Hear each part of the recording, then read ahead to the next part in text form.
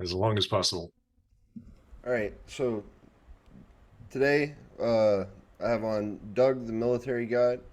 Um, Doug, feel free to introduce yourself, and first and foremost, welcome to Spare Change Podcast. Thanks, Austin. I've been writing about military personal finance now for about 20 years, and about a decade ago, I published the Military Guide that talks about financial independence and leaving the military, whether you get out as a veteran without the pension or whether you stick around for the full retirement or the reserve retirement. I've also written about raising money savvy families, and that came out of more talks with my audience about financial independence.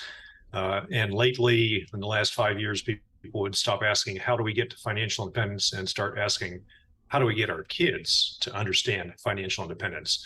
And so we wrote a book about family finances and ways to raise a money savvy family. I'm still writing, still working on books, uh, still working on blog posts. I think I've hit my stride here and found something I really enjoy doing.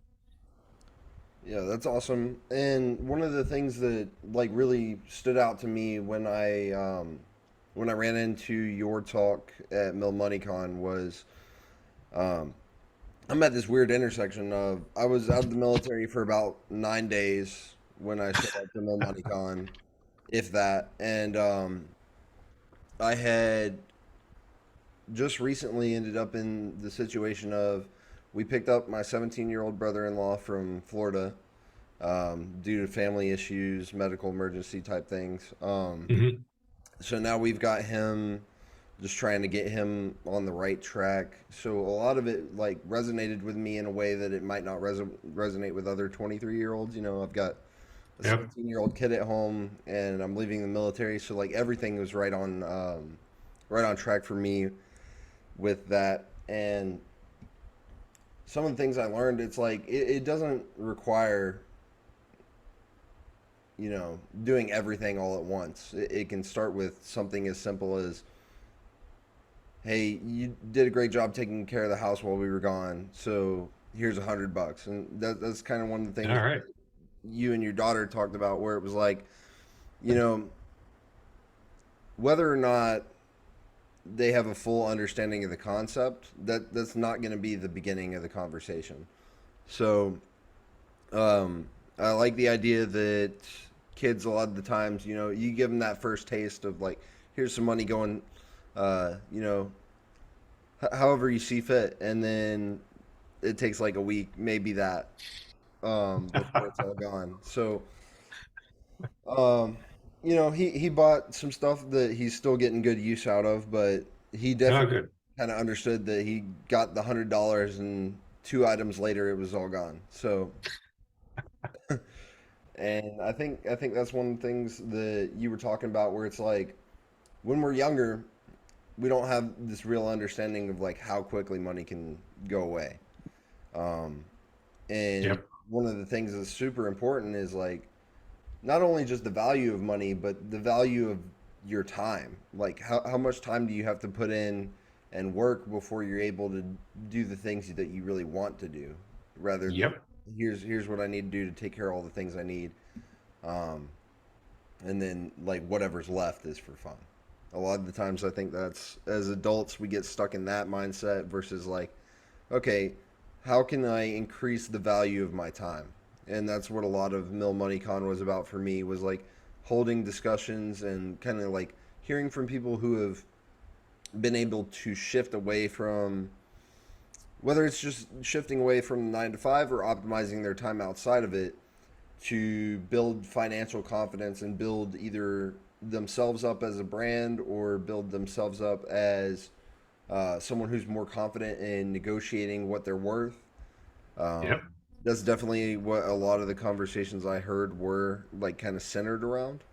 Um, Another thing that was interesting to me is yourself and a few others didn't spend the majority of your time in lectures. You spent a majority of the time like talking to people that were in between, in those little moments in the lobby when they would kind of stop and ask questions, and you were just there, that kind of like from a position of knowledge, speaking to people. So I'm interested to hear some of the conversations that you were able to have, um, just on a like face to face level with people, some of the things that you got out of um, the speaker end of things, and like how you were able to maybe pull some knowledge away from the event as well.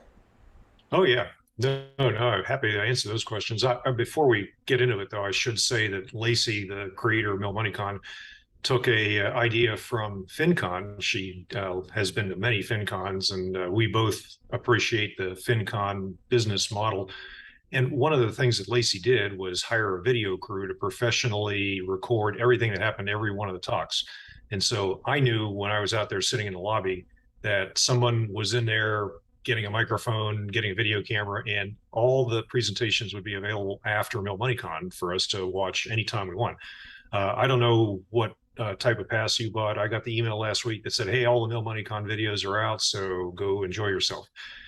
And because of that, I over the years at FinCon and now at Mill MoneyCon went to presentations less and less often.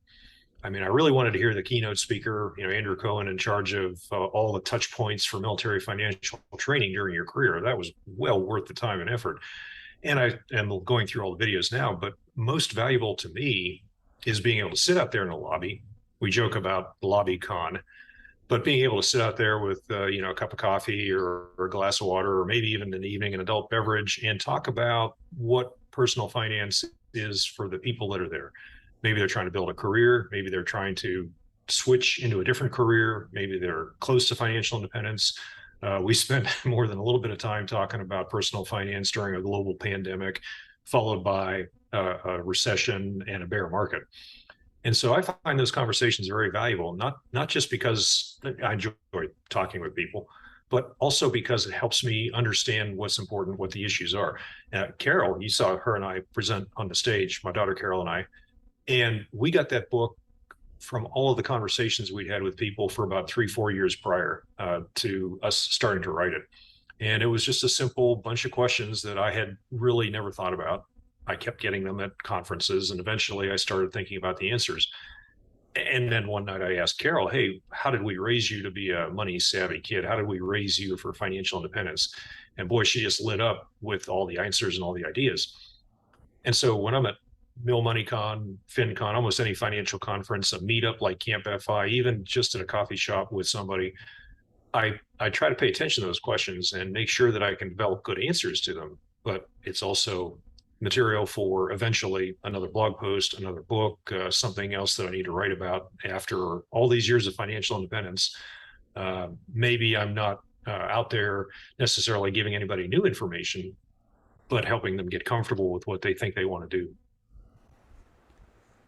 That's definitely an interesting way to look at it. Is like, you know, it's almost it kind of relates to the idea of kind of knowing who your audience is and knowing like, hey, these are the issues that you've brought to me. I didn't even like have to go to you to figure it out. You know what I mean? I So sure hope I know my audience by now, and I'm always finding out new things from them too. I definitely have talked to a lot of people, both in and out of the military, who, they get stuck in this mindset of, okay, this is my situation. These are the solutions that I've come up with to kind of mitigate, like, okay, so I've got this many bills, so that's my money going out, and I've just got to, like, in the same way you would a diet, just keep what the good things are at a higher level than the bad things. And it works for a while, but I'm not sure that it's like a guaranteed solution to all the problems because um, we end up in these situations where, common statistics point to 80% of Americans having, more debt than they're able to kind of overcome. And Yep. also the idea that, you know, not everybody has enough for an emergency if one was to arise. So if you think of a car accident, which happens every day, Hmm. if that can set you back to a point where you can't recover, that's an issue. Um, and especially the idea that looking into the community that we talked about originally, which is military folks, at the lowest levels, these guys might not be getting the information they need to like kind of build themselves up and protect them from financial like insecurity, Right. kind of food insecurity was a conversation. Even at the staff and CEO level, food insecurity was a conversation because there are benefits, but at a certain point, I think the issue becomes larger than what people know is readily available in the way of help. Yep. Uh, I think a lot of people get sucked into the idea that the military is like, oh, all this great pay and benefits, and it's a guaranteed paycheck until you realize, not everybody is like well off in the military, and a lot of people really Yeah. aren't. They're almost on the opposite end of the spectrum where um, you can't just like quit and get a better paying job when you're in the military. You can get lucky where your command approves you to have like a moonlight gig, but um, I was in kind of that situation where I was like, okay, I've got to make more money somehow, and I picked up a second job in the afternoons. Uh, So I definitely understand what it's like to be in a situation like I bought my house a month before I ended up having to pick up the 17-year-old from Florida and bring him up with us because there was nowhere else for him to go. So uh, a lot of new money issues were starting to pop up, and I didn't have a way of holding that conversation with anyone who was able to help, and I didn't necessarily know all the resources that were available to me. Um, I don't think that's a specific thing just to the military, but it is a problem that might not be as highlighted because people do see kind of whether it's a government job or military or even people who make six figures a year can struggle with finances. So I think the yes. problem is less agnostic to one group, and I think the idea is maybe it's more than just an education problem. Maybe it's more than just a specific community problem. And I think the American economic system kind of allows for people to accrue more debt than income in a way. Oh, yeah. And it can be very predatory if you're not educated on those things. Um, Very curious to hear like what issues did you either see or what concerns did you have that kind of led you into um, guiding people towards financial independence or at least having that conversation with people? Well, way back when we first published the military guide, the whole book came out of the idea of all the other books that were being published in the early 2000s about financial independence. There was Your Money or Your Life. There was The Millionaire Next Door. And another author was writing a book. His name is Bob Client. The book he wrote is Work Less, Live More. And he was doing something back, was in 2005. So this was new and cool in 2005. What he was doing was crowdsourcing the book on a forum. So he would publish a part of a chapter and ask for thoughts, and we would discuss the issues. And it went very well. He published the book. And as that was happening on that forum, there were about 50, 60 military families, service members, spouses, veterans, retirees like me, and we all looked at the information that was being talked about in his book and realized, hey, a lot of this stuff applies to the military. We have other issues that are a little different, but we also have a very big tax benefit from having all the untaxed allowances. We probably have health care if we retire, and probably have a pension if we retire, and that makes things a lot easier for financial independence. So let's talk about the military issues. So that book grew out of that previous project, and the military guide came out of that book and worked out on that forum. Today, I'm updating the book. It's been 11 years, so it probably needs a refresh on some of the issues, and so I'm updating things for what's changed over the last decade. The core parts of financial independence, where you focus on a high savings rate, that doesn't change. But we all know that there's a new pension system out with the blended retirement system. We all know that some things are a little different in the economy, and it's a little easier these days to start a side hustle or to have part-time remote work. And so I want to address those issues in a new update to the book. And raising your money savvy family came out of another realization. You're going to raise a kid by spending a six-figure amount of money. Now, some people think it's a $250,000. So literally, the U.S. Department of Agriculture has numbers between 230,000 to 275,000. We were able to do it for about two-thirds of that in our family. But when you're raising someone to be money savvy, you start out by helping them learn how to manage their money. And by manage, I mean you give them a little bit of money and they can make some choices, and they're probably bad choices. I don't care whether you're 5 years old or whether you're an 18-year-old in the military, you're going to make some bad choices with your money. And eventually you get comfortable with not just handling money and spending it and making change and keeping track of the math. You also get comfortable with the feelings, right? You get a big rush of endorphins when you buy something. You get a huge crushing defeat when you feel the buyer's remorse, or when you realize you can't afford it, or it breaks, or it wasn't what you thought it was going to be. We're a very consumer society here in America. We have great opportunity to earn money and to reach financial independence, but along with that comes a relentless marketing and advertising ecosystem that makes you feel like you have to go out and buy things because you deserve it, or because you're going to be left behind, or just keeping up with your friends. And so you learn to deal with those emotions just by practice. You learn how to manage money with practice. You learn how to deal with spending money and the feelings of overspending and how it feels to be in debt. And you learn how to work with that. If you're going to spend $250,000 raising a child, maybe it makes sense to give them a little bit of that money while they're young as an allowance, or for doing their jobs, or for helping with part-time work, however you want to do it, depending on how old they are, right? A 5-year-old maybe can get a couple bucks a week for allowance. A 17-year-old is probably not just going to get an allowance, but is probably going to be given some employment income to learn how to handle. And once they start doing that, they can start making mistakes with small amounts of money. With a 5 or 6-year-old, it's just a couple of bucks.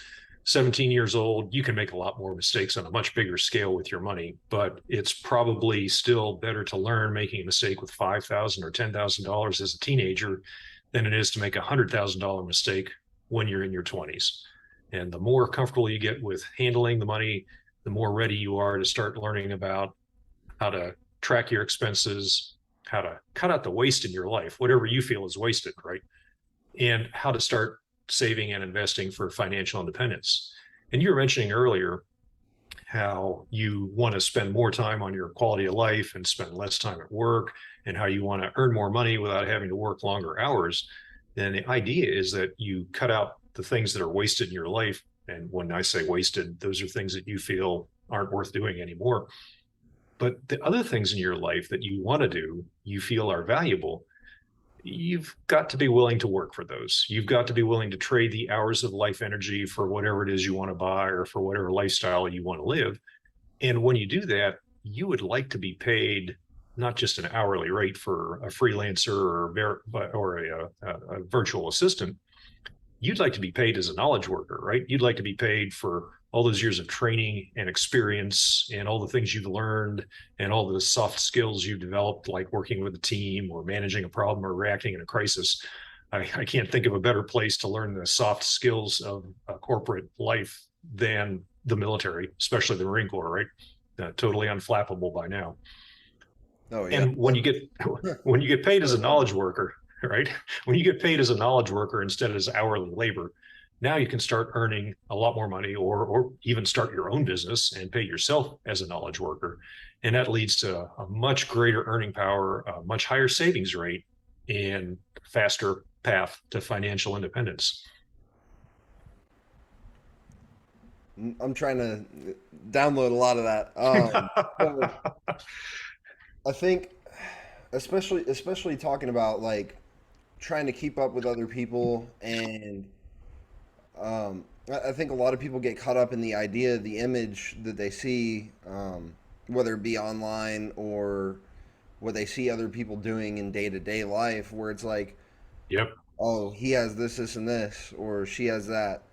you know, a lot of people get caught up in the idea of what someone else has versus Yep. how they ended up getting that. And that's something I talk about a lot, where it's like, someone can make a post on social media with all these nice brands, and or they're driving a nice car, and they don't even own any of that, like, at all, or Right. they went into a lot of debt to get there.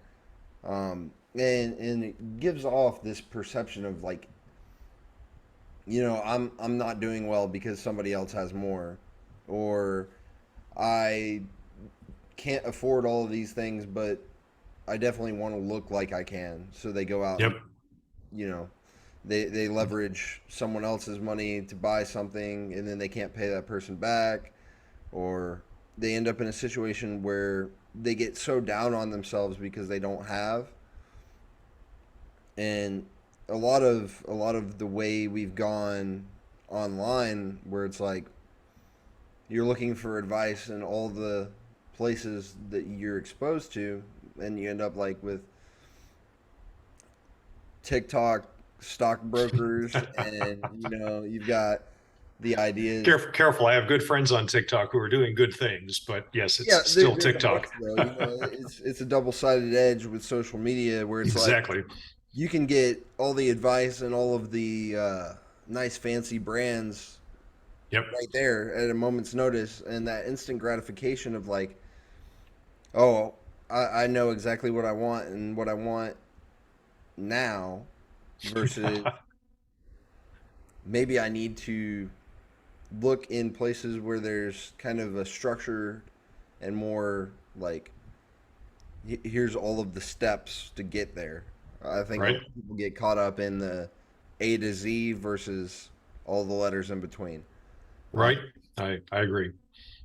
And it's a good and a bad thing, like I said, where like it can be really dangerous to jump headfirst into something without doing your own research. I know that's come up a lot in conversations I've had with people who are interested in, whether it's buying their first house, buying a car, or it's trading NFTs and Yep. like trading options. I've seen a lot of people get caught up in whatever celebrities are pushing in the media versus the reality of those things behind the scenes. And that's going to come up in the future too, where it's like I've definitely got some people who are more aware of Web3 and cryptocurrency. I have no idea. Like, I am very much an out of the loop 23-year-old. I've made this joke before, where it's like I talk to people who have AirPods in, and they're having a conversation on the phone, and they are not talking to me at all.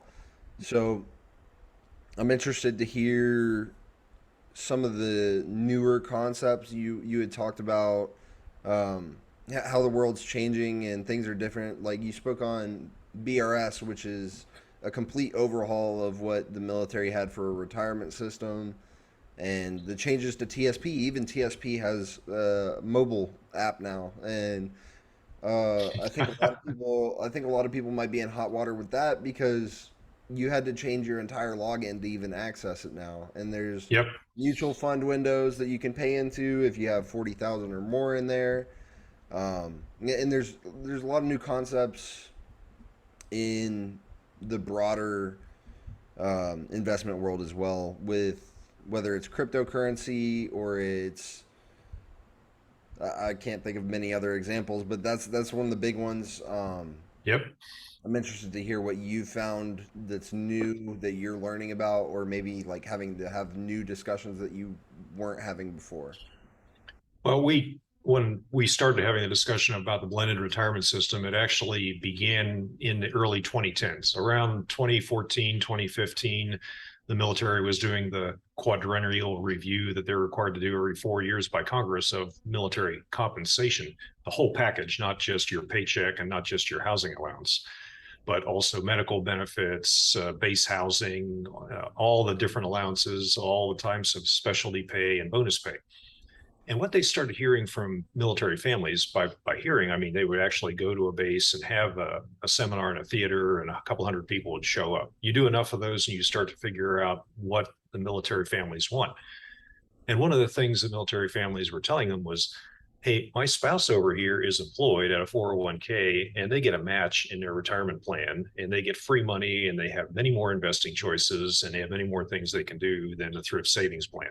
And oh, by the way, they can do it all on their phone instead of having to log into a computer desktop. And so all of those things went into the hopper with the thrift savings plan and the Department of Defense.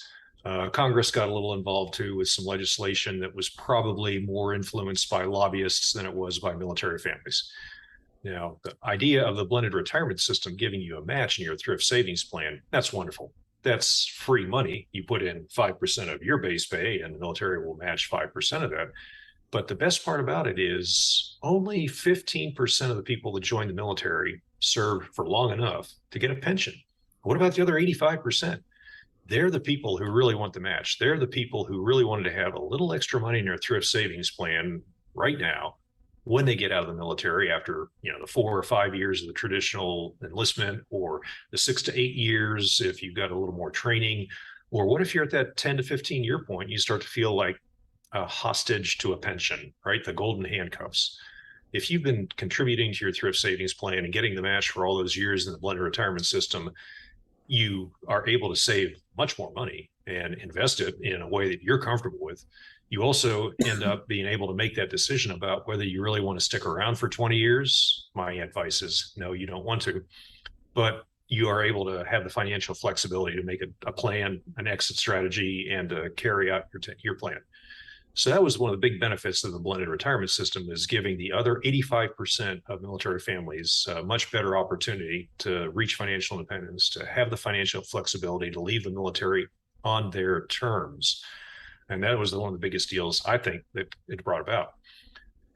The thrift savings plans software update went about as well as any large enterprise update, any ambitious software project goes. And we all have lived with that result for a couple of months. I think there's a lot of code being patched. I think there's a lot of other little details being cleaned up. However, there were some problems in the thrift savings plan that are finally getting cleaned up. One of those is just who's the beneficiary of your thrift savings plan? I don't know if you have seen the news stories, but many of the people who had thrift savings plan accounts either didn't have the right documentation for their beneficiaries or hadn't updated that in 10, 15 years. So the thrift savings plan software update essentially started over with a clean slate. And now many, many people, thousands of people, maybe tens of thousands, have to go and update their beneficiaries in their thrift savings plan account. That's probably a good time to do that review of your will, of your family plan, of your estate planning, and making sure that your thrift savings plan goes to your current spouse or your kids instead of your ex-spouse or some other awkward arrangement that has long been out of date. Another thing that came out of the thrift savings plan update was just being able to do it on your phone. I don't know about you, but I didn't have easy access to a desktop when I was in my military career. And if there had been mobile phones, smartphones, and apps during my career, things would have turned out a lot different. And I watch military families today, and you can practically live in your phone if you have to, especially when you're out at the command, out in the field, underway, living in the desert, wherever you are. About the only people that really suffer are the ones who have no bandwidth, like submariners. But still, having that bandwidth, having that phone lets you do a lot more that before you had to do when you were in a finance office with a personal computer or giving somebody a power of attorney. That's gotten much better, and I'm really glad that the app finally got out. One of the things that I do not like about the thrift savings plan update, I can appreciate why it was done, but I think it's going to cause some problems for people who are not financially literate yet, is the mutual fund window. My impression is that the thrift savings plan has been dragging their feet on this for, I don't know, 10 years. Congress probably 10 years ago said, you should do this because we want people to have more choices. We want them to be able to invest in real estate investment trusts. We want them to be able to invest in emerging markets without having to worry about the international fund, the I fund.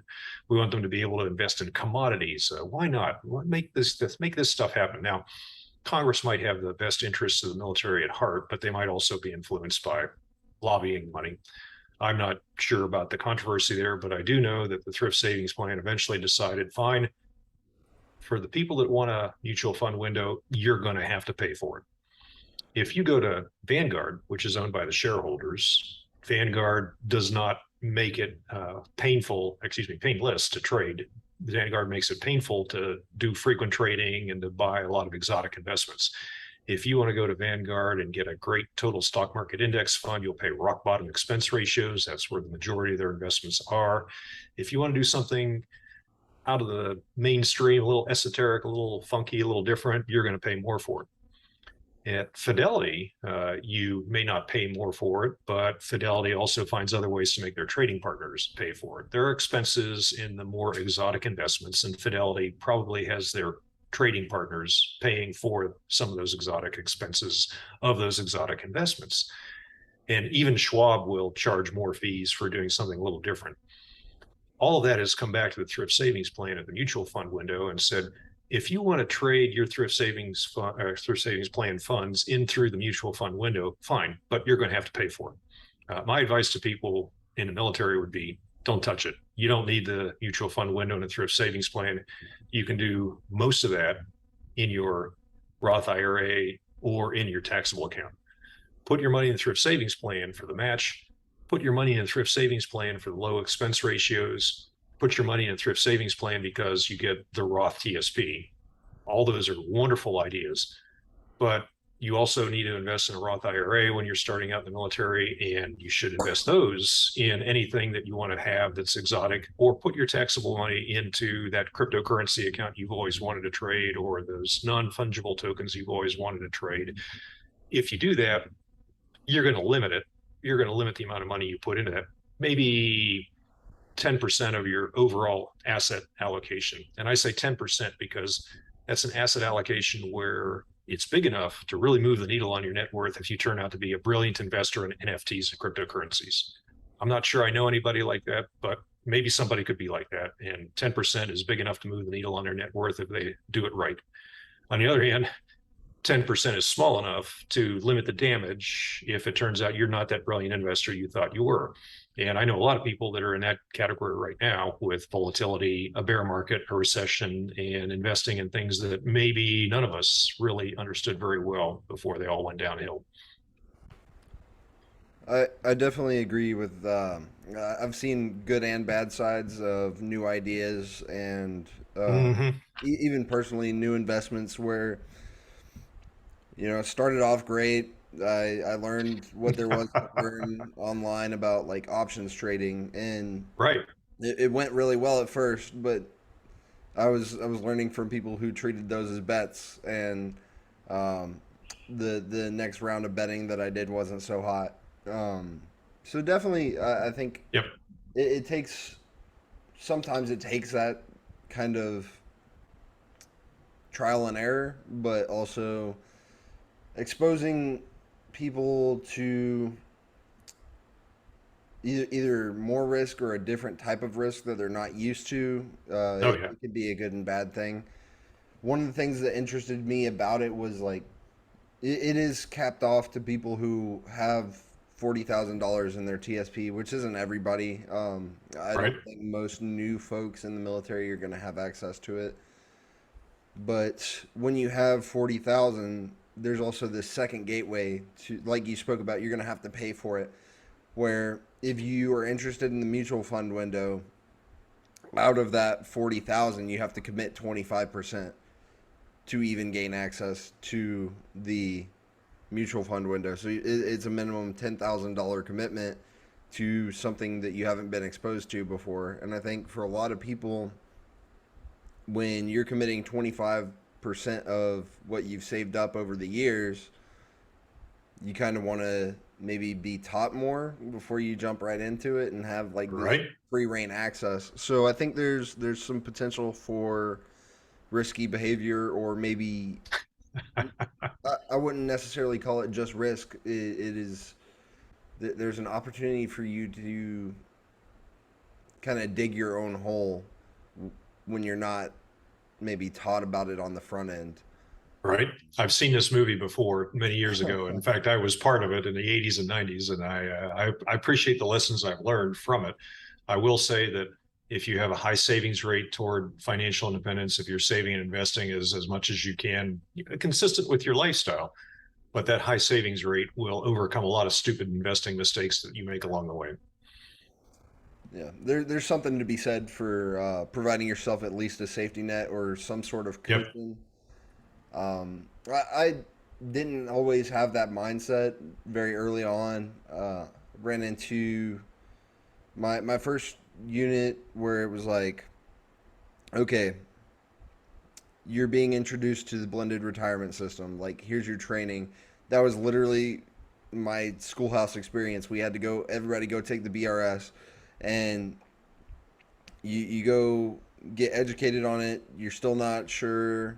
People are telling you, well, you've got a year to decide.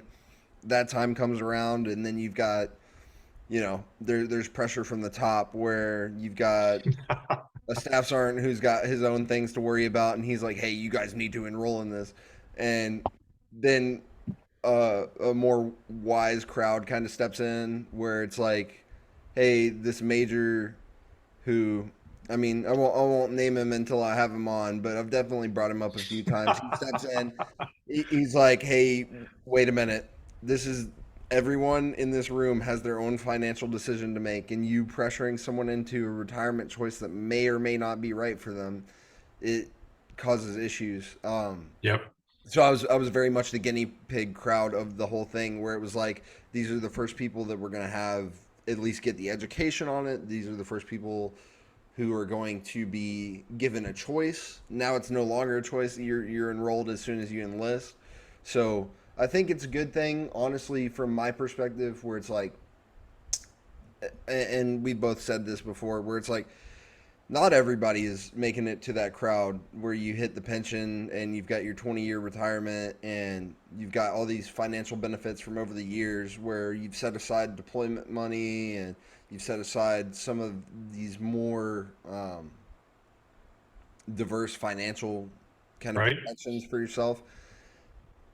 When we're talking about nowadays, where we're no longer even awarding like the global war on terrorism ribbon because Afghanistan's done, and there's a large amount of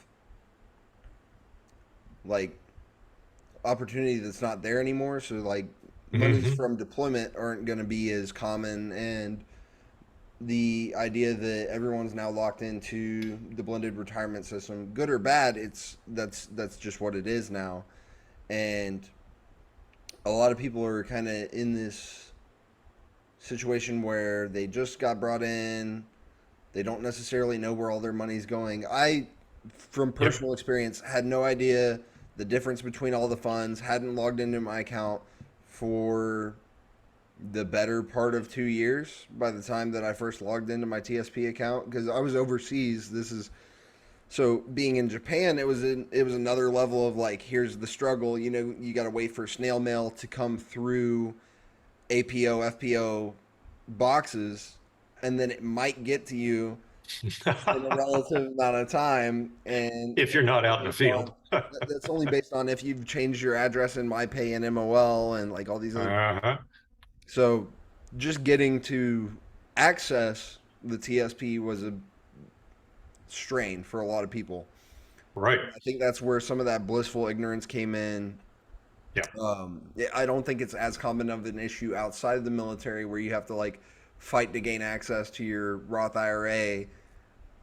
It could be. I haven't delved into that side of things, but I have some insight into that, and there are very few civilian corporations out there who will make the effort that the Department of Defense is making for financial literacy. And don't get me wrong, the Department of Defense wants to make sure that we're not leaving ourselves open to blackmail or feeling coerced into selling secrets to the enemy. So there's financial responsibility, but also teaching financial literacy and how to become financially independent. Also, those touch points with the Department of Defense program now help you improve your performance at work. They help you improve your financial situation in life. And it's far more than most civilian corporations will do. A civilian corporation will say, here's the 401k, you really should sign up for that. But just like you've got to depend on that staff sergeant in the Marine Corps or in the military who takes you aside and says, this is a good deal, you should do this. you have to depend on that happening in your civilian corporation. You have to depend on that older employee who can take you aside and say, this 401k program, it's a good idea. You should do it. Yeah, I think a lot of people end up kind of almost averse to the idea of putting money away when they're in a position of financial difficulty, where it's like, Yeah.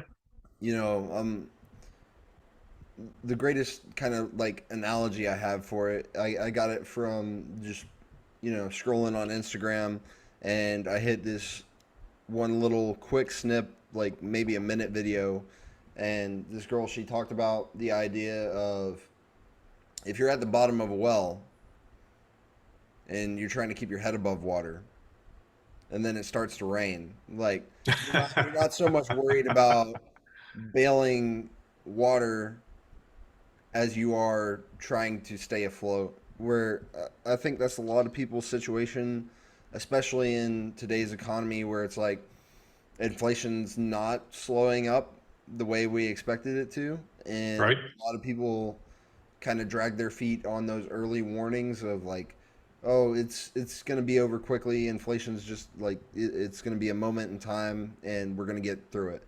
And then now we're in, okay, is this a recession? And we're trying to define the word recession back and forth.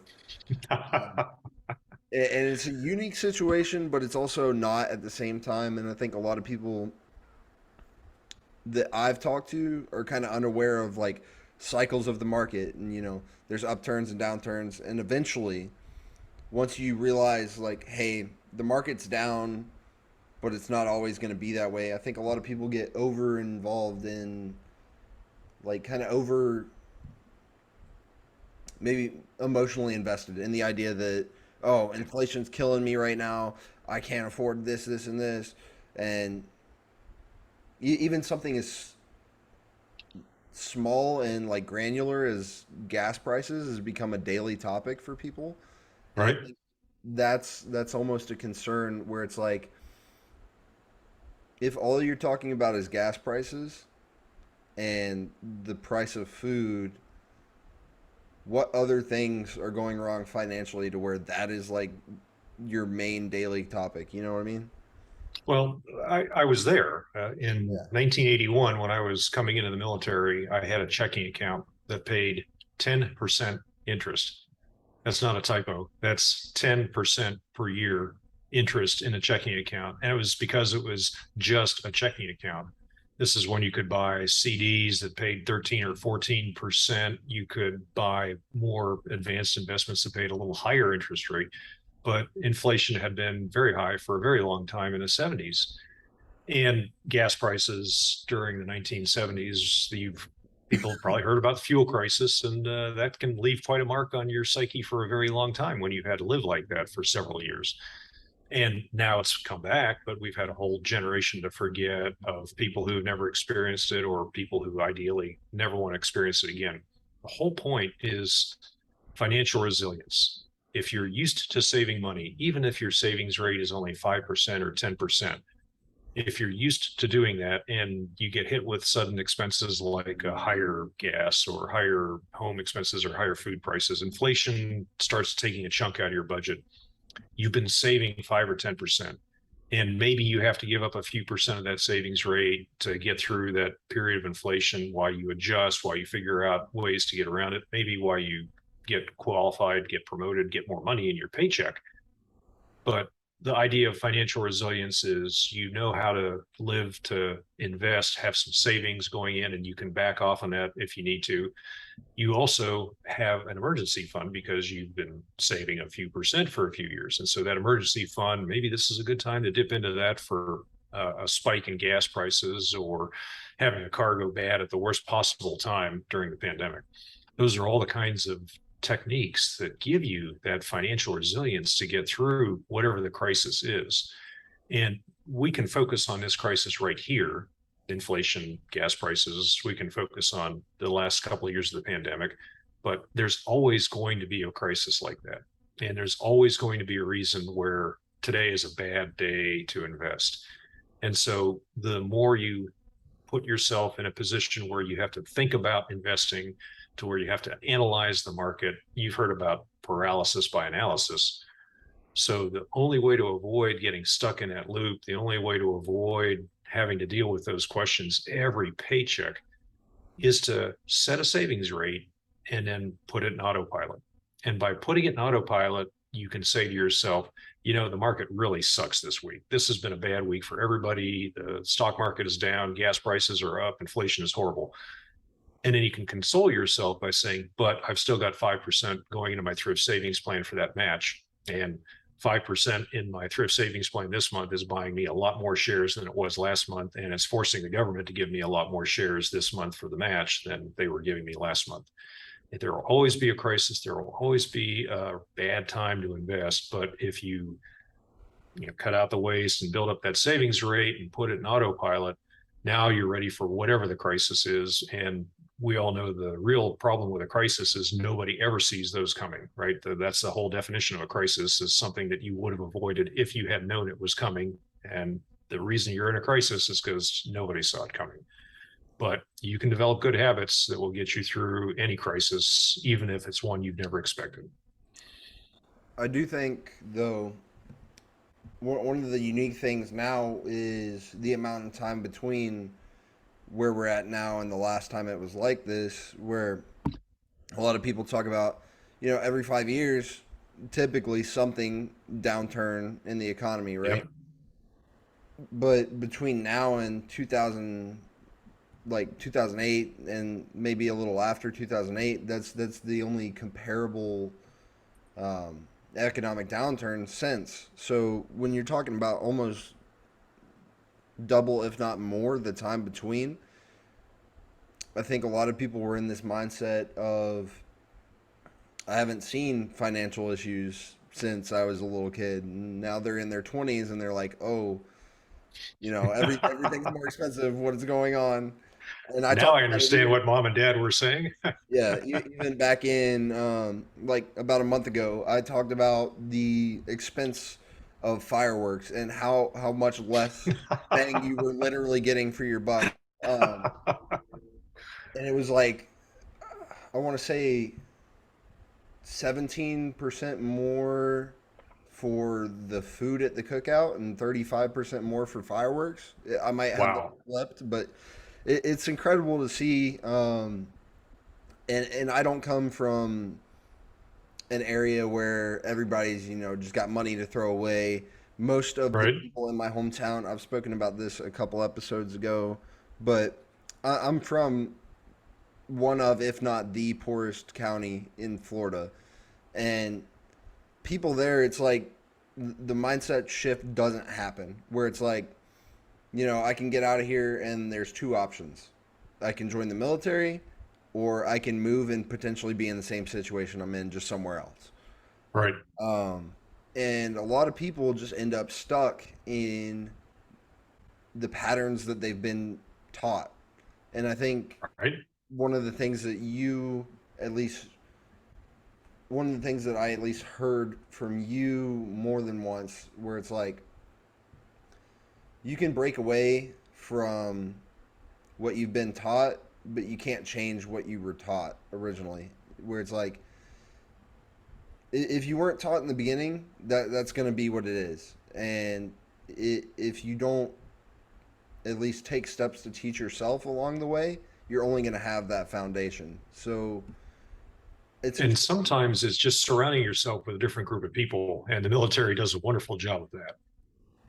yeah, I definitely think one of the key things involved in that, where you're changing little things to improve your own situation, whether Yep. it's starting a Roth IRA, or you know if your employer says, hey, here's a 401k investment opportunity for you, Yep. you could either blow them off, or you could kind of start to shift the way you think. And it's like, okay, they're going to match 5% or up to 5%. So now I'm going to put in 5% and I've got 10% saved. Deal. Yep. Like, I know it was definitely a game changer for me. And there's a time limit on it where they start to match more. but I wanted as much as possible. So I kind of jumped off the deep end, took my like recruiter's Yeah. advice. He was like, 10%. And I was like, I kind of want to be more aggressive than what my recruiter taught me, where it's like, okay, he said 10, let's kick it up to 15 and see where it gets me. Um, Nice. and like I said, I didn't touch that account, so it wasn't great. I wasn't getting the money that I thought I was getting at first. Everything's in, and that's one of the things is like be aware of what you're buying into with your investments. If it's not providing you the return, if you're not even seeing what's happening with it, you should definitely be at least somewhat more aware.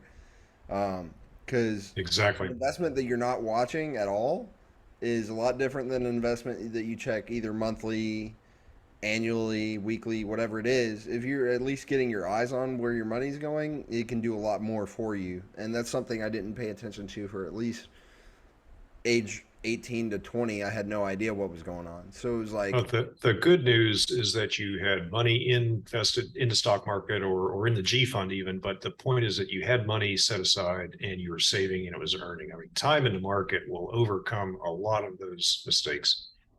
yeah. Eventually, I like, figured out what I needed to do to get Good. somewhere.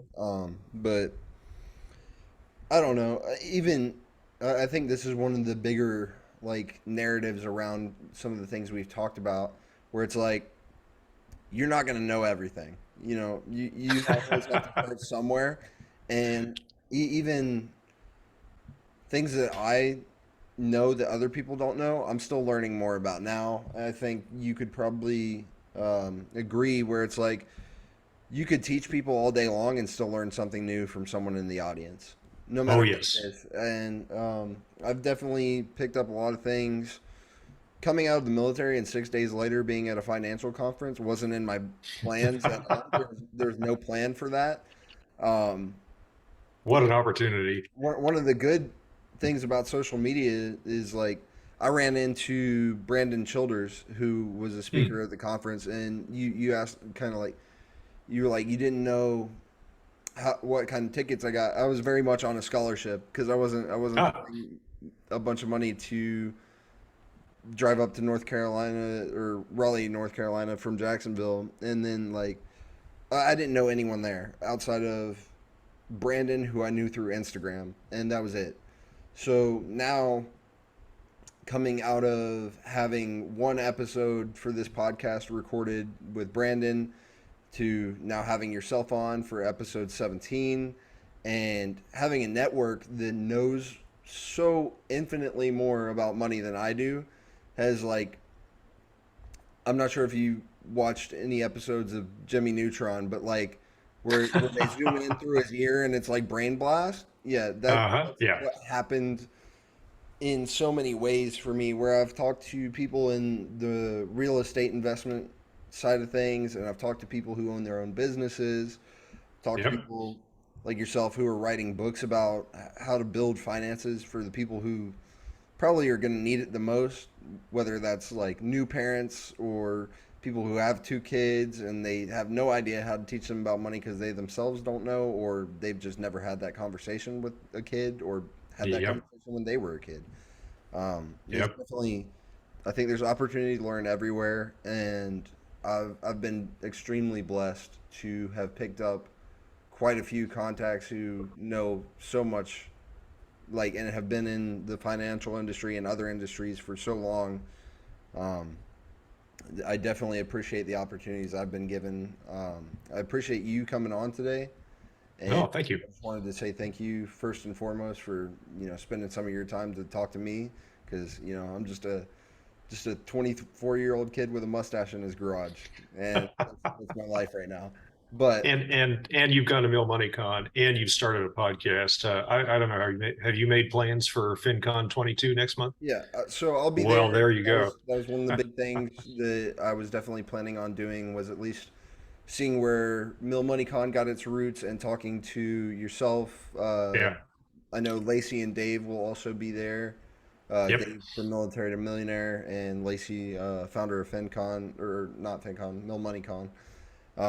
But Yeah, I definitely, like I said, I appreciate all of the opportunities I've been blessed to have. So, I'm glad to talk to your audience and help spread the word. and not that we're incredibly short on time, but I at least want to give you some time to kind of tell people some things that you would have liked to know early on, tell people resources that they can kind of help themselves with, and where they can find you. And then we'll go into like final words. That sounds great. The books that I've written are both in the public library system. So there's the Military Guide to Financial Independence and Retirement. That's been out for 11 years. I'm writing an update. If you read it from the library and you see something in there that you'd rather find an update on, let me know. We're working on that now, and we'll have another edition out in the future. If you've got the ebook version of the Military Guide right now, we'll just pump out a new ebook version through Amazon, so you don't even have to buy the new version. It just updates itself on your Kindle when you ask it to. The other book we wrote, Raising Your Money Savvy Family for Next Generation Financial Independence, that's my daughter and myself, Carol and myself. That's also in the library, and that's a great read for learning how to teach your kids financial literacy at a very young age by giving them enough money to be able to learn a little bit about managing their money, but not so much money that they can declare that they're financially independent before they graduate from high school. And it's money you're going to spend on them anyway. So why not give them a little bit of it to work with to learn how they're going to treat their money and become financially literate? I'm online. I've written a lot of blog posts at the Military Wallet. That's a blog that's owned by Ryan Ganaugh, now owned by Three Creeks Media. I also have my own site, which I'm going back to and starting up again with my own personal finance journey. That's militaryfinancialindependence.com. I spend a lot of my time on Twitter as the military guide, and people can always email me. My email address is nords at gmail. And I get a lot of questions there that people don't want to ask in Facebook groups or online in a public forum. So that's a great way to reach me. And the lessons I wish I'd learned, well, first thing I wish I'd learned is to start early. The amount of time you have in the market gives your money that much longer to compound. I wish I'd written these books 40 years ago. That would have had my military career turn out a lot better. Another lesson that I refer to many times is that I wish I had the courage and the knowledge to leave active duty when it was time instead of gutting it out to 20 years. And that's a more long, complicated discussion. But if you reach a point where you wake up in the morning and you're no longer feeling challenged and fulfilled by being on active duty, that's a hint that it's time to start planning a transition to the reserves, to the National Guard, maybe even to full cold turkey civilian. But my advice is if you have been saving and investing for financial independence, then when you get to that retention decision one day at the 4, 8, 12, even 16-year point, having that financial resilience gives you the flexibility to make those choices so that you do not feel like you're a hostage to a pension and you do not have to gut it out to 20. Yeah, I'm not so sure that I'm financially independent or that I was like at the stage of being ready. I definitely know that 5 years was time for me either way, and I didn't have plans Yep. or necessarily permission because I don't think the Marine Corps keeps everyone like me, but I definitely knew it was going to be time, and the foundation that I got from the military, while not perfect, I learned lessons there. I don't think it's for everybody, and I don't think going Yeah. to 20 is for everybody. As much as people speak about a military retirement, it's not often the case for the larger portions of the military that are getting out very early compared to 20 years. Um, and one of the concepts that everyone I've talked to from the military, once I was outside, it was like, not everybody is going to stay in the military and everyone leaves at some point. So I think that's interesting to hear, especially since you were able to complete the entire task at hand, where it's like, you know, It wasn't it's a pretty, long but we time. got It's through a it. long time to commit, and That's right. I definitely think even now, one of the things that I've grown interested in doing is like okay, I have a time horizon for when I'm ready to leave anything. So if I feel at least comfortable in leaving, everybody had an EAS counter when we were like junior guys, where it's like I have this app on my phone that tells me the exact down to the minute how long I have left in this organization. Yep. And now I've transferred that to other tasks at hand. Like I want to be doing something else by this point in my life where I have a counter for like when I want to have a degree from college or when I want to be Good. done with the current job that I'm working or Good. how long until a kid born in the next 2 years is 18? Like when am I going to be retired from like actively managing a teenager? Yeah. I will tell you that parenting is a lifetime sentence with no parole for good behavior, Oh, absolutely. but it's the best job I've ever had, and I value it tremendously. Although in retrospect, I think I should have had the grandchildren first because they're a lot more fun. Yeah, I definitely. It's unique, especially being 24. Like I'm only so much older than the kid in my house now, and it's not for everybody. But I definitely have learned kind of, and I think it's backlash from my teenage years when I ended up in a household that was run by 23-year-olds. I was like, okay, they have to put up with me. Um, this is different.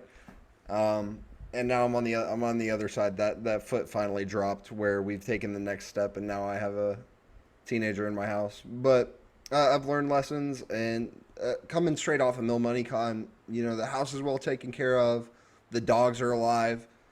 Good. Did everything I wanted. Here's $100, like I said, and he did his own thing. So I think some of the lessons I've taken from yourself and others at Mill Money Con are going to be important in the future, whether it's with my own kids or other people's kids. Definitely an uncle to many. So All right. All right. um, just like the wealth of knowledge that I've gotten in the past few months, it's been, this is month 4, going on 4 months out of the Marine Corps. So definitely a lot of knowledge has been imparted. And like I said, I definitely appreciate your time today. I hope you have a good rest of your weekend. You Um, too. And anytime you want to come back on, I'm more than welcome to you're more than welcome to come on, and I'll set something up, and I'll probably have a more focused discussion. This is a very raw format, but Well, we'll see you at the podcast table at FinCon, and maybe even in the video booth at FinCon. And you've got a couple of weeks to put together some questions for me and David. And I don't know if Kyle is going to be there or whoever else shows up from your guest list, but you'll have a great chance to go back and revisit topics. And it's in the middle of a huge crowd of energy. You'll also be able to find me at the FinCon authors booth in the exhibition hall, FinCon Central. So we'll connect. We'll do some more at FinCon, and then we'll make more plans for the future. I'm happy to come on anytime. absolutely. I have probably 2 or 3 more episodes before then, so I've got Okay, something to look excellent. forward to between. Um, and like I said, appreciate your time. Hope you have a great weekend. All right, Glad to have Dustin. you on. Talk to you later.